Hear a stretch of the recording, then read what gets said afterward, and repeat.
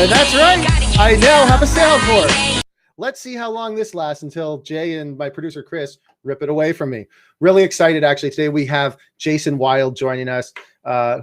He's kind of a guy like me and Jay, stock picker, loves looking at balance sheets, income statements, cash flow statements, accounting notes, I presume, because he's become a pretty well-known portfolio manager. So we cannot wait to pick his brain. So buckle up. Let's get started.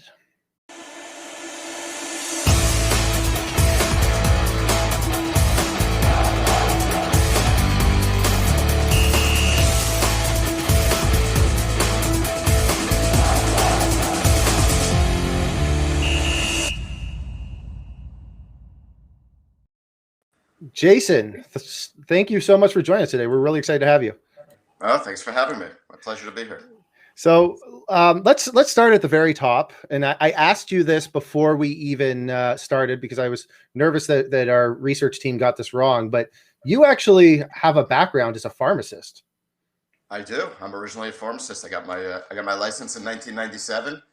Practiced for about 1 year. Got really into the stock market at the same time. I was investing in drug stocks, and at the end of that first year of being a pharmacist, I think I made about 5 times more investing in drug stocks than I did dispensing prescriptions. So I decided that that's what I wanted to do, and I launched my fund just about exactly a year later. Launched it with $80,000 under management, and my view was, if I could put up the stock picking track record that I thought I could, that eventually, if we had once we had audited our returns audited, eventually I'd be able to raise some money. I didn't really care what I started with in the beginning.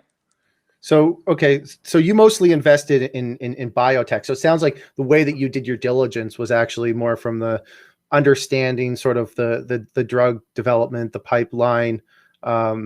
Now, I'm assuming that at some point you started to get into this whole cannabis world, and you started looking at filings constantly. If you're into stock picking, I assume that that's the case.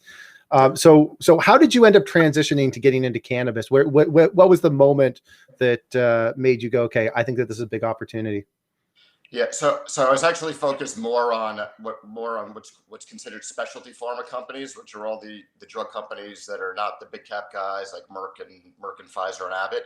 And I really like those companies because they were not that pipeline oriented. They were more singles and doubles. They had products that were on the market and were not necessarily ones that were big enough that big pharma would have focused on. But for these smaller companies, they could put up some really good revenue and profitability numbers and grow these things for a good amount of time. And then what happened was first 12 years we did all public equities, and then in 2010 we bought a small drug company to use as a platform and go out and try to do some deals there. That was called Arbor Pharmaceuticals. We bought it for about $2.5 million. Had got 3 amazing deals that first year. And we were, it became a much bigger company. The next year in 2011, we put up 55 million in pre-tax earnings. 3 years later, we were on track to do over $100 million in earnings. And that is when KKR bought a third of the company. They bought all secondary shares from us. So we actually cashed out for a third of our position to KKR. And that was right around the time, around 2014 or 15, when I started getting calls from a couple of cannabis bankers up in Canada, raising money for the first deal that was brought to us was Metrum, which became Canopy Growth. But I went up there, learned that was like my first primer in cannabis and all the real medical uses that it was being used for. First time I ever heard of CBD. I mean, it was real good learning experience. And that was and this was also right around the time that companies like Valiant Pharmaceuticals and this guy Martin Shkreli based out of New York were being up, getting a lot of bad publicity for raising the prices of these drugs by thousands of percents. It was the first time. Looks like we just lost them. Perhaps the internet went down there. It's ready to get into it. Yeah, I was kind of into that. What I want to get into, and we'll pull this up while he's hopefully about to log back in here. Ooh, I think we got him back there. Are you with Okay. me? Yeah, you're back. My screen just my screen just disappeared. Hopefully it doesn't happen. It doesn't happen again. Yeah. But what I was saying was that was when it was the first. I also realized in 2015, I realized sort of the writing was on the wall for regular pharmaceuticals, because it was the first time that we had a Republican candidate at the time. It was Donald Trump, that he was anti-pharma as well, and that was one of his platforms. So usually you just had to worry about the Democrats. Now we were worried about the Republicans as well, and that's what made me decide, hey, we had started looking at some of these cannabis companies, and I said, to me, cannabis is a drug, clearly, and you need to have quality assurance and quality control and good manufacturing processes. You have a regulator you need to deal with. So in so many ways, it's absolutely a pharmaceutical. But to me, I felt like it was going to be the only area of pharmaceuticals that was going to grow significantly over the next 20 years, and that's what made us make the pivot. And at first, it was only in Canada for the first 3 or 4 years, and then we pivoted into the U.S. in 2018. Okay, so what was that like in the early days? I mean, I'm kind of that weird guy who I'd always drive down to micro cap conferences and go and just try to meet with CEOs to hear their stories as a retail investor.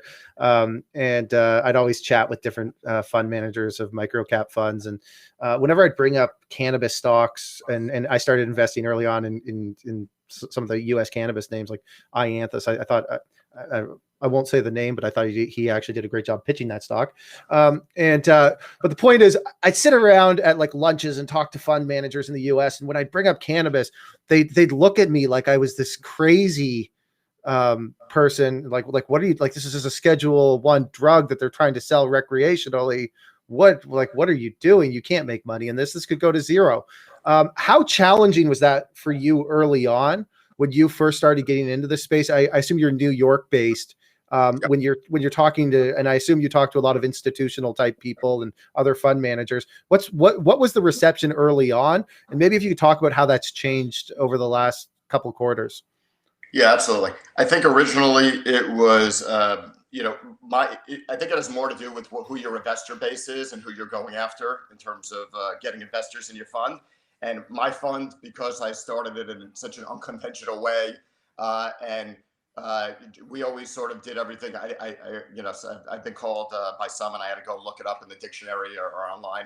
I've been called an iconoclast, which means that you don't really, I think the definition is that you want to bring down sort of the accepted, leaders or conventional thoughts and things like that. I'm not necessarily, I don't look at it myself that way, but if something is okay with my ethics and principles, then I don't really care what anybody else has to say, and I'm willing to sort of go away from sort of the mainstream of what people are thinking.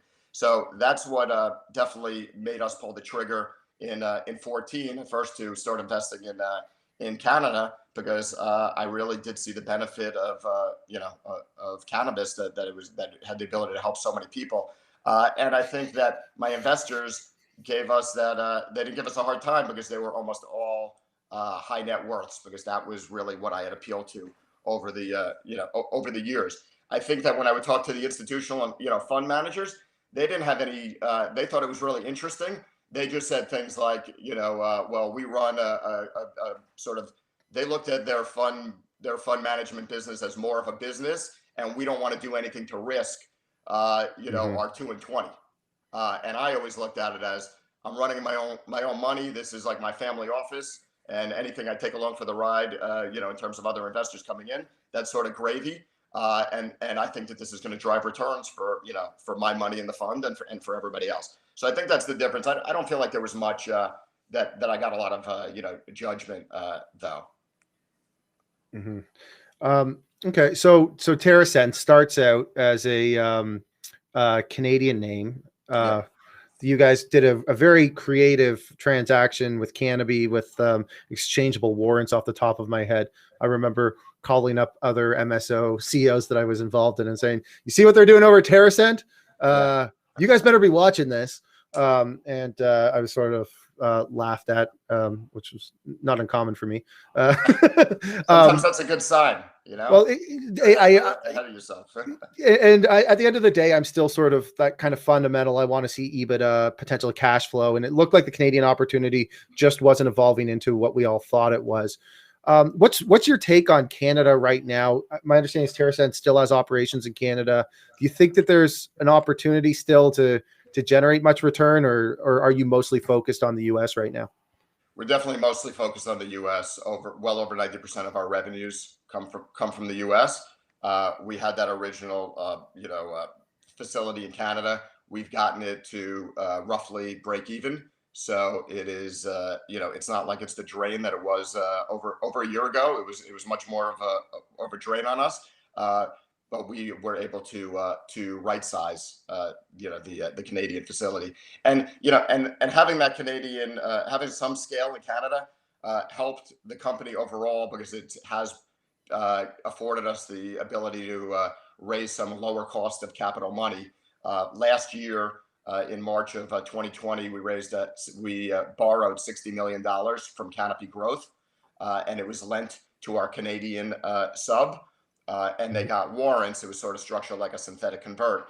They got exchangeable warrants that they could turn into stock upon permissibility. And we borrowed the money. We borrowed the money at 6.1%. And it's a 10-year term. We did another $20 million like that in November of last year. So the Canadian subsidiary that's helped in terms of the cost of capital, and it's something, especially when we were losing a bunch of money, that I was able to maybe justify in my head, or make myself feel a little bit better that we were able to borrow money that was a lot less dilutive than it would have been if we did not have that Canadian facility. But overall, the U.S. is that's where the prize is. The U.S. is the biggest market in practically every industry, and it definitely is in cannabis. And it's interesting in terms of you mentioning that that you noticed when we first decided that we were going to the U.S. We were working on that structure and figuring that out with Canopy for months and months. And I remember we wanted to keep it so secret, because we were worried that a lot of these other companies might follow us into the U.S. And one of the advantages at the time when we were working on it was there were I don't think there were any. Maybe Iantis was public, and maybe MedMen was coming in a couple of months.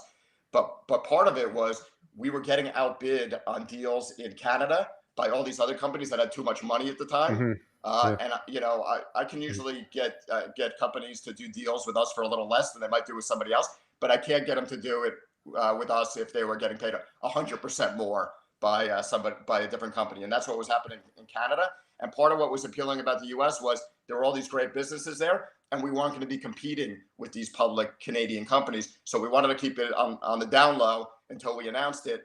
But the amazing thing is, I don't believe one other Canadian company followed us into the US. They all stayed up in Canada. I think mainly because they wanted it. They had dreams of uplisting to the TSX or the New York Stock Exchange or the NASDAQ.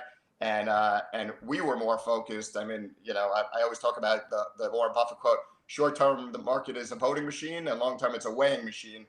We were focused on the weighing machine, like how are we going to build the best business with real cash flow and build a sustainable business.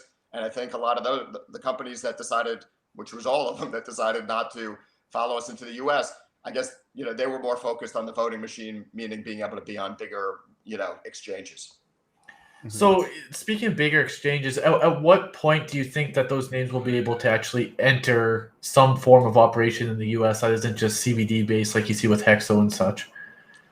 Yeah, I'm really not sure, and I've been honestly so wrong. I remember in 2014 when I started investing in Canada, my thought was, at the time, I was worried about getting arrested if I invested in US companies, and I also thought that the Canadian companies were going to attract the first institutional capital. So I felt like I would have, I was getting paid sort of to only be in Canada there, but I was sure that within 5 years it would be legal in the U.S. and we'd be coming into the U.S. and it would be legal. We're still not really anywhere closer or much closer to that at this point. And I really, I'm not sure. I mean, I think that I think there's a good chance that we could get a U.S. Be able to list on the U.S. exchanges, but I don't, we don't, or I haven't planned anything based upon my prediction on that front. And And to tell you the truth, I think that this would be bad. I think from the perspective of social justice and the fact that people are getting arrested every day, in the U.S., and I think there's like 40,000 people in jail for cannabis. From that perspective, I believe we need to have legalization as soon as possible. But from the perspective of from an economic perspective of what most of these multi-state operators are experiencing, I think that their investors will actually make more money if it takes a few years. It's sort of like pay me now, if it happens sooner, or pay me a lot more later, because you're going to get a bump from wherever we are once that happens, because the companies will be able to list, or U.S. listed companies will be able to buy, these operators. But if these companies have the chance to continue to build their moat for another 3 to 5 years, and they build their business another 5x from here, and hopefully their stock prices recognize that, then you're going to get a bump from there. So we will actually make more money if it takes longer. And the other thing is, it's like it's a lot of fun right now. I referred to somebody the other day. It was like that. It's like college. Like, I'm in college right now, and I'm having an awesome time. But I want to go to college for 6 years, not 4 years or another 2 years. Like, from the perspective of what we're doing, it will become more competitive once there's these companies are allowed to list on U.S. exchanges, because it's just going to be bigger companies with a lot more money to throw around and a lot more infrastructure. And in the meantime, I feel like we're some of the adults in the room, and there's a ton of opportunity if we can continue to go do that. Without billions of dollars coming into the space from these large CPG companies. So I want to get into that a bit more. So particularly just the U.S. aspect as a whole and the regulations. Why do you think no other company has done what TerrAscend and Canopy did in terms of allowing Canopy to effectively get exposure, but not directly to the U.S. market?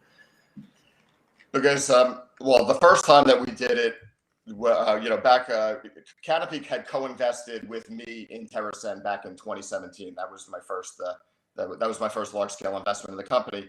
They co-invested with me in it. We did a $52 million deal into the company. I did 60% of it, and Canopy Growth did 20%, and Canopy Rivers did 20% of it. So they had already put the money in when it was a Canadian-only company. They wouldn't have been able to put more money in once we were in the U.S. So that first arrangement, when we went into the U.S., and that's why it took so many months to figure out a structure, it was okay, and there was some negotiation between Canopy and the TSX. It was okay, you've already put the money in there now. How do we figure out what to do? And they allowed them to change those shares into exchangeable shares. But they wouldn't have let them, if they knew we were going into the U.S., at the time they made the investment, they wouldn't have allowed them to give money to a company that was going to operate in the U.S. So that's why other companies have not been able to do that. And then in terms of the later money that we got in March of last year, that we were only able to do because we had some scaled infrastructure in Canada. And I don't really know of any other U.S. operators that have that either. So I think it was sort of specific to TerrAscend that we were able to pull that off. So something I love to ask people like yourself, you obviously follow the space very closely. You follow all the media. You're active on FinTwit, hearing what people are saying. What do you think are the biggest myths you hear from investors in the cannabis space? What are the biggest myths, or just things that I don't agree with? I guess that this is just like, and they're not necessarily saying this now, because over the last month or so, the sector has definitely cooled off. But say coming in, all the way into January, there were some people that would say this is just like Canada in 2018. And I don't believe, I was invested, in Canada in 18, and I'm invested here now. And to me, it's totally different. Like, when I look at Canada 18, it was, you were buying the dream. It was, the global cannabis market is, already over $100 billion, and it's going to start going from the illicit market to the legal market. And these Canadian companies have a chance to be leaders in the world because they're the most westernized country that's allowed it, and it's run by Health Canada, and you're going to be able to export and all that. So these Canadian companies have an opportunity to be players on a world stage. And also we had legalization coming. I think it was October 12th or something like that of 2018. I remember. But it was all the dream. You weren't betting on actual cash flow, or these companies hadn't been putting up anything substantial leading up to this. Square footage. Right. It was all that was the metric, right? Which is a little crazy. Fully funded. So, and then then when it ended up not being what people thought, that's why these stocks sold off so hard. In the U.S. over the last 6 months, I believe the strong performance has been because so many of these companies are starting to put up real good big numbers. EBITDA numbers. EBITDA numbers. Not cash flow necessarily, because 280E is so punitive, but it's like the old, what I just said before, voting machine, weighing machine. Voting machine was, this is going to be huge and I want to own a piece of it. That was Canada. Versus now the U.S. operators, to me, or most of them, they've been driven up based upon the weighing machine, that they're real sustainable businesses. So the one question I like to ask, rather than saying, okay, Jason, how do you think that the regulatory environment is going to play out? We never really get great answers when we ask that. Yeah. But let me ask you this. Yeah. Let me ask you this. What do you think are the risks to how the regulatory environment could play out? So what do you think about when you're looking at the paths to some form of rescheduling, descheduling, legalization? What do you think are the biggest risks for cannabis investors that are invested in the large MSOs today? Sure. So I guess some people could consider that there's a big risk that nothing happens, that everything stays status quo. As I mentioned to you guys, I don't think that's from a company perspective, to me that's not a major risk. I think that the companies that are doing well will continue to do well and be able to build their businesses even bigger and better. In terms of if we went all the way in the other direction, I guess some people worry about if we got full legalization, that you'd have where product could be shipped across the country, and that's part of the difference between why the Canadian market has been tougher than the U.S. market. There's other reasons too, but a big part was that you're in Ontario, you're competing with product from BC and all over the rest of the country up there. So I guess people consider that a risk. I don't really consider that a risk, or that it's much of a risk, because first of all, if that happens, we're all going to get paid before that happens. In terms of from an investment point of view, because if that happens, then the big multinational CPGs are going to come in, and because we're going to be able to be listed if that happens. So so all of these U.S. operators will either have better valuations because they're able to list, or because there'll be some M&A that goes on. And I also think that it comes down to companies preparing for if that could happen.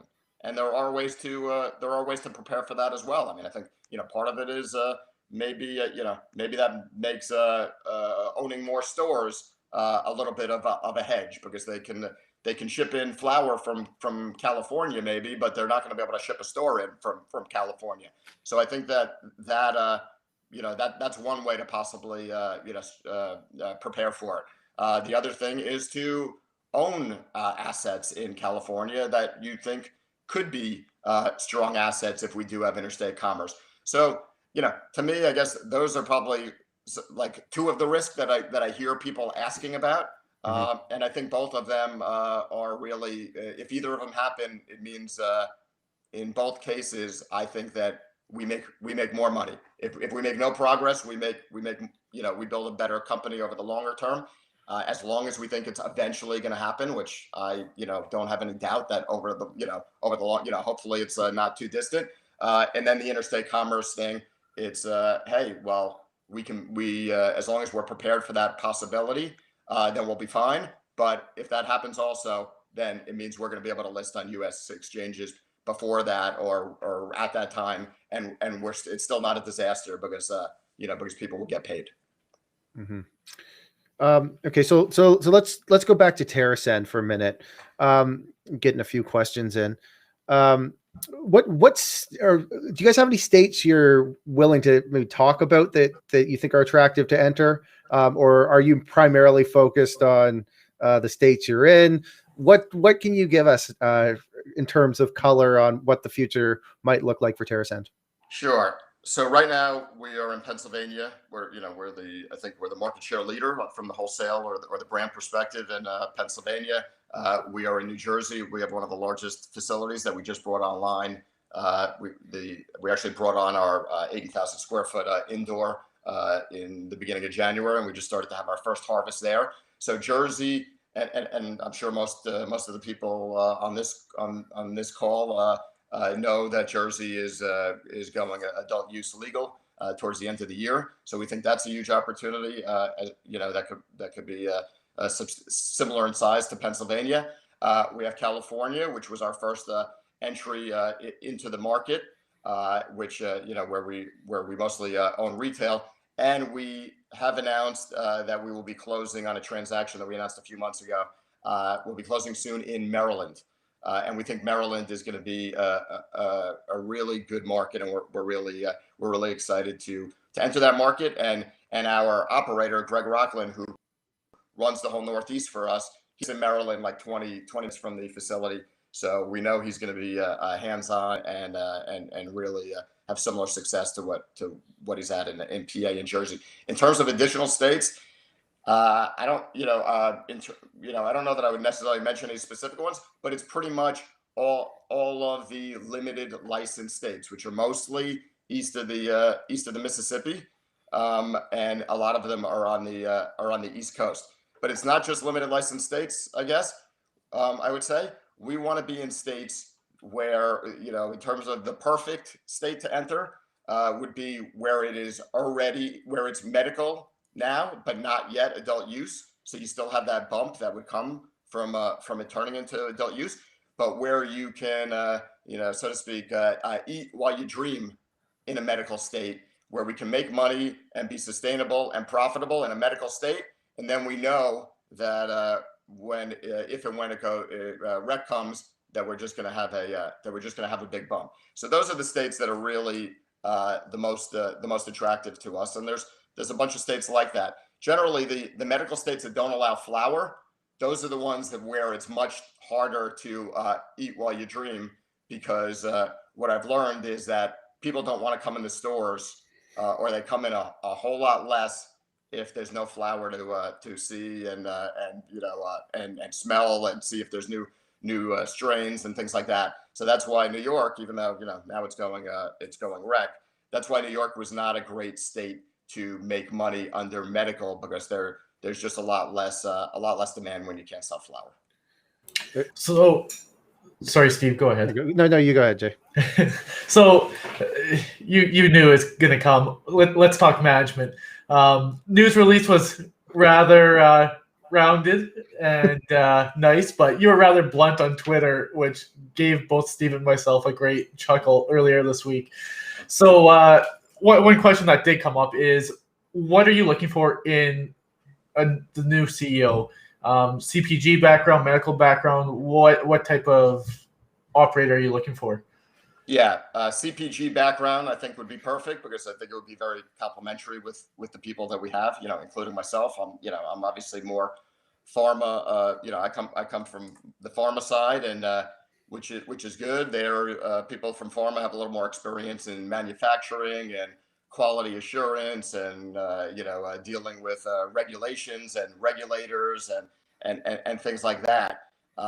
But I think that a CPG person would really fit well within the sort of the group that we have right now.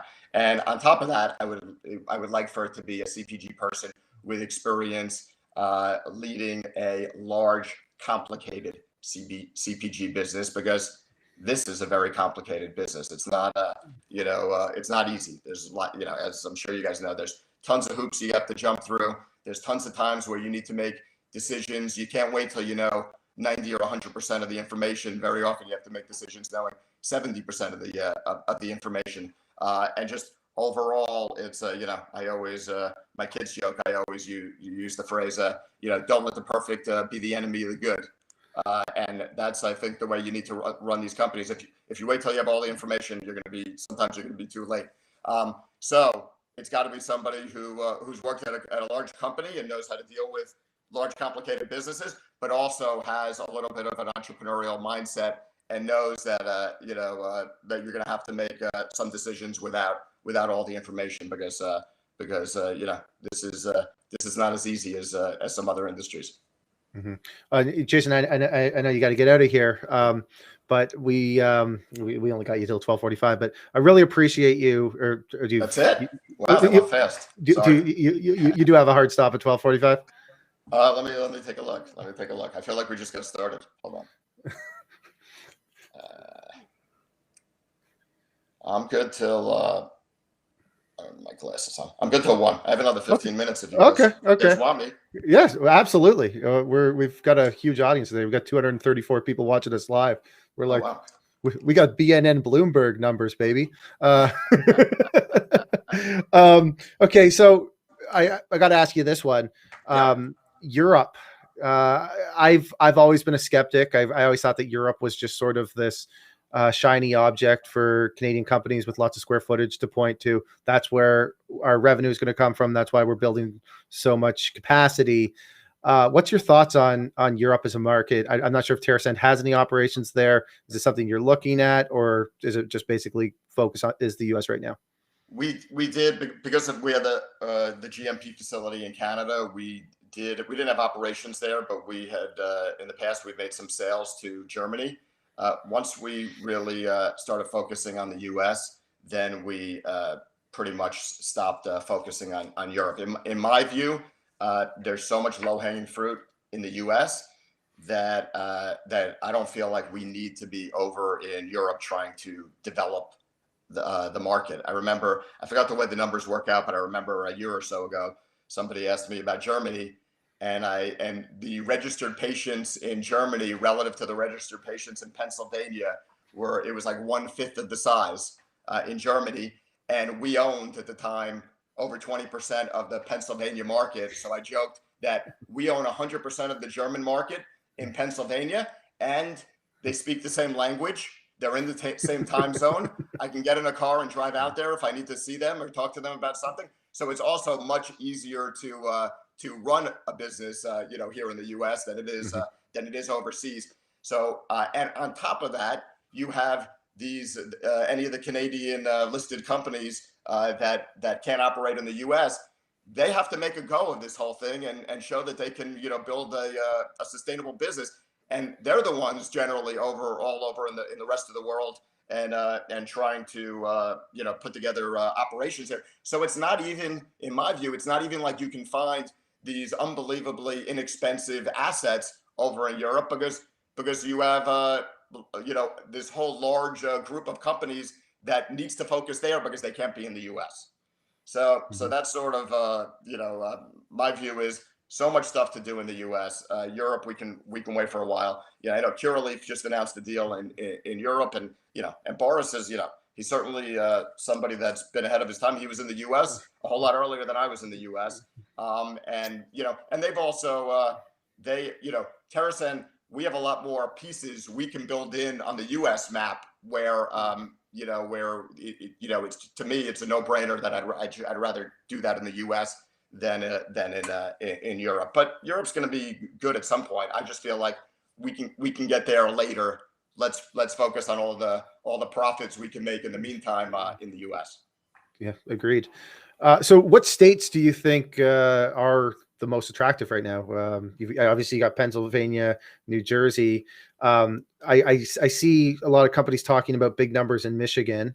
Not sure that you can do anything really in the public markets yet in Michigan. Got one coming. Gage is coming in the next couple of weeks, and we're a large investor in that company. Okay, so that's JW Asset is yes. Yeah. Yes. Okay, so that's brings a good question. You're looking at a lot of these cannabis companies, and you're obviously doing your diligence. How do you go about diligencing an operator on a private level? Because we've looked at some private decks and seen some stories where companies, they pretend that they have a bunch of assets, they don't actually have them, or things really aren't quite what they seem. Do you have a large team that sort of digs in? Do you only look at things after it's been vetted by certain groups? What's the process there?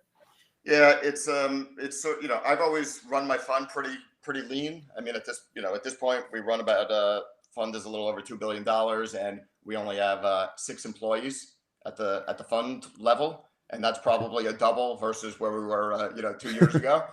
So we've always run pretty lean, and I feel like I've always sort of needed to be the person to talk to these different operators or different companies that we're looking to invest in. So generally, I get involved on the earlier side, just in terms of interacting with them, and I find that you learn a lot about people just by spending time with them, and especially if you can spend even more time with them than you need to just talk about the business. You learn a lot. You learn a lot of things about what they're like when other subjects come up.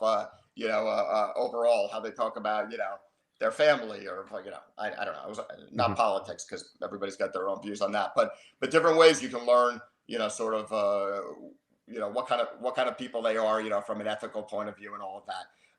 And in terms of going out and diligencing these facilities, I think it's a lot different. In 14 and 15 and probably through 17, I could walk through a facility and I wouldn't know necessarily from looking at it, if they said that they could grow 10,000 pounds or 30,000 pounds. I wouldn't really, maybe in the earlier stages, I wouldn't fully know, who was telling the truth and who wasn't.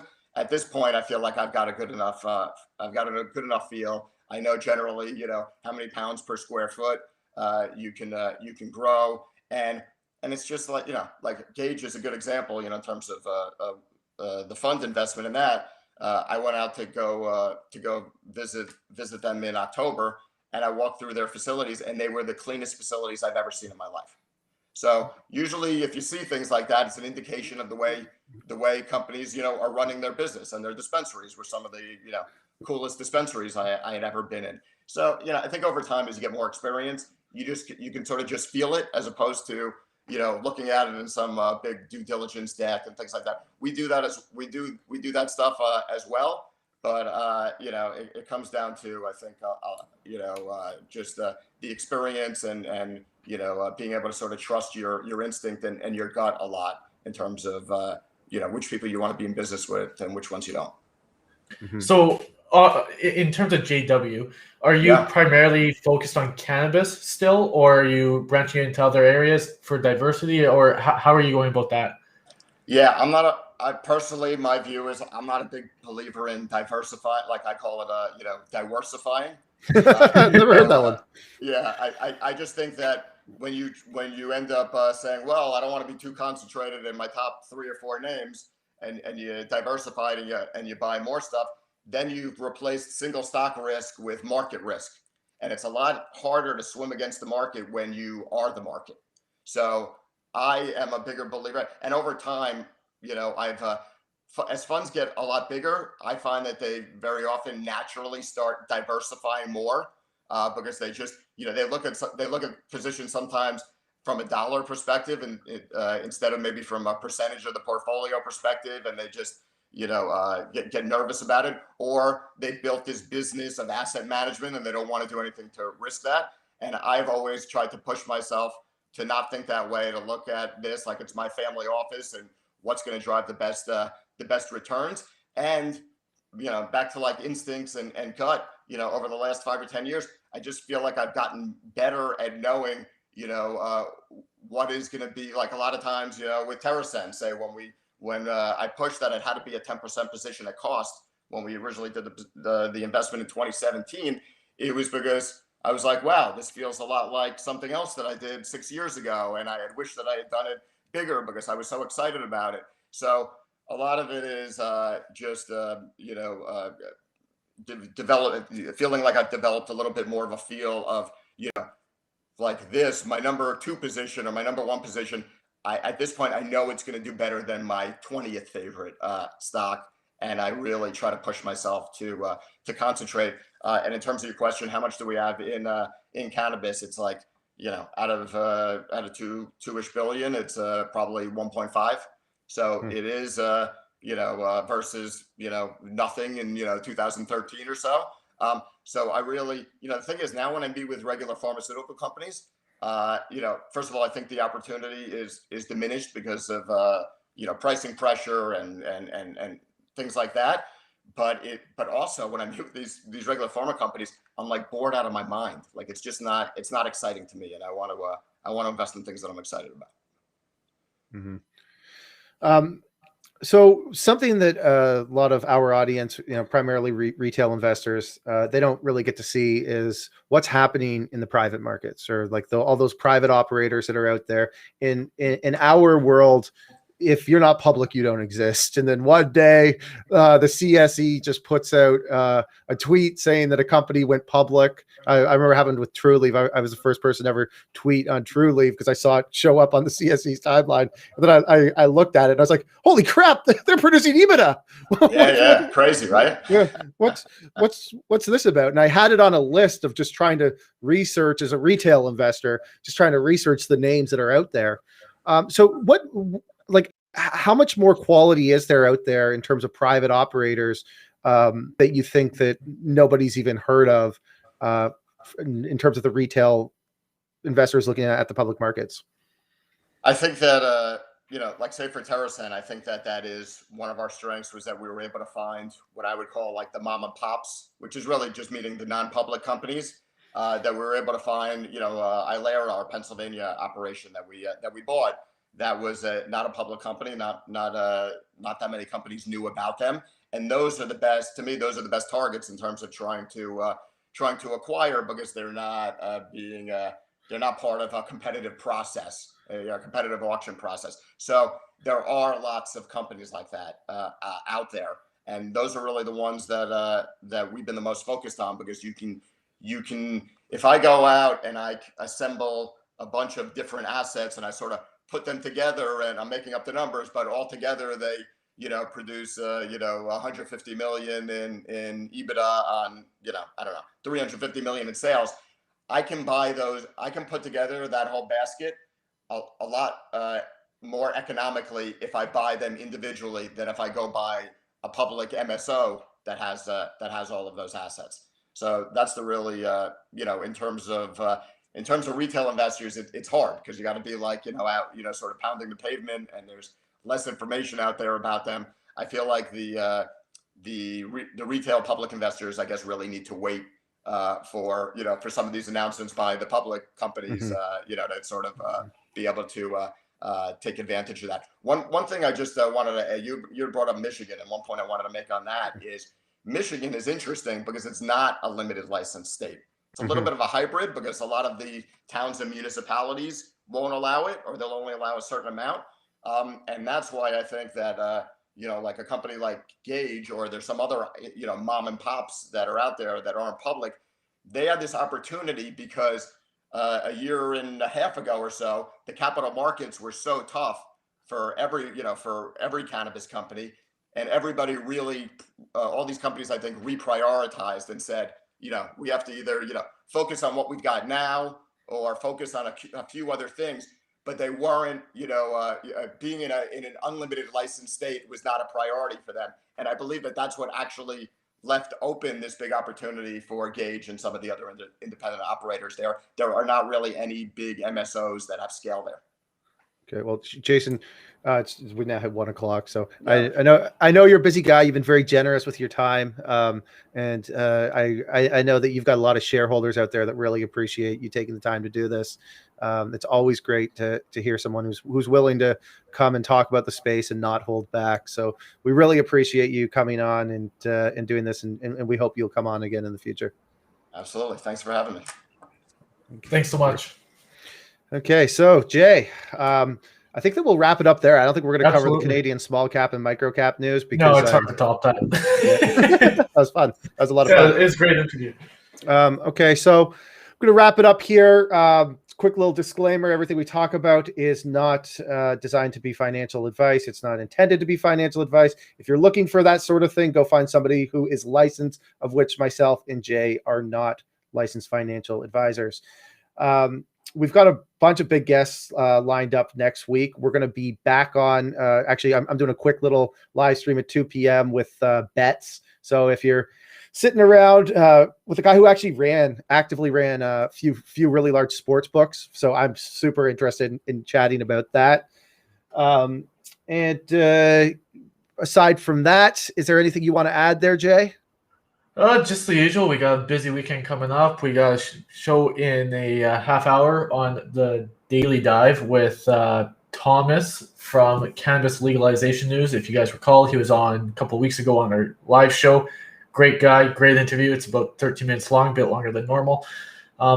Outside of that, enjoy your weekend, guys. It's been a rough week for small cap and markets in general, so relax this weekend, take your mind off the markets, and we'll see you back Monday. Yeah, well, look, guys, I hope you all are having a fantastic Friday. It's Friday, gotta get down And Friday. we'll be back at 2 p.m. with Andy Lee from Bets. So if you'll join us then, that's great. If not, we will see you Monday at noon. Thanks for joining, everybody.